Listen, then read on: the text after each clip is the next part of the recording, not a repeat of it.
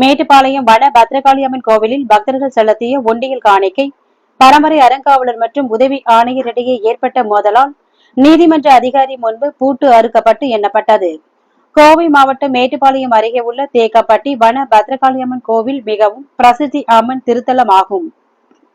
இந்த ஆலயத்தில் அண்மையில் பக்தர்கள் பூசாரிகளுக்கு வழங்கும் தட்டு காணிக்கை விவகாரத்தில் தட்டு காசு உண்டியலில் போடாமல் பூசாரிகள் கையாடல் செய்ததாகவும் அதற்கு பரம்பரை அறங்காவலர் உறுதுணையாக இருந்ததாக கோவில் உதவி ஆணையர் கைலாசமூர்த்தி அளித்த புகாரின் பேரில் 4 பூசாரிகள் கைது செய்யப்பட்டு சிறையில் அடைக்கப்பட்டனர். மேலும் பரம்பரை அறங்காவலர் வசந்தா மீது நடவடிக்கை பாய்ந்து தற்பொழுது அவர் பதவியிலிருந்து டிஸ்மிஸ் செய்யப்பட்டார். இந்நிலையில் இன்று கோவிலில் பக்தர்கள் செலுத்திய உண்டியல் காணிக்கை என்னும் பணி நடைபெற்றது. உண்டியல் என்னும் பணியில் பரம்பரை நீக்கப்பட்ட நிலையில் அதனை எதிர்த்து அவரது மகன் நாகேந்திரன் சென்னை உயர்நீதிமன்றத்தில் வழக்கு தொடர்ந்த நிலையில் உயர்நீதிமன்ற அறிவுறுத்தலின் பேரில் நீதிமன்ற அதிகாரி நியமிக்கப்பட்டு அவரது முன்னிலையில் கோவில் வைக்கப்பட்ட உண்டியல் பூட்டு மெஷின் வைத்து அறுக்கப்பட்டு பணம் எடுக்கப்பட்டது.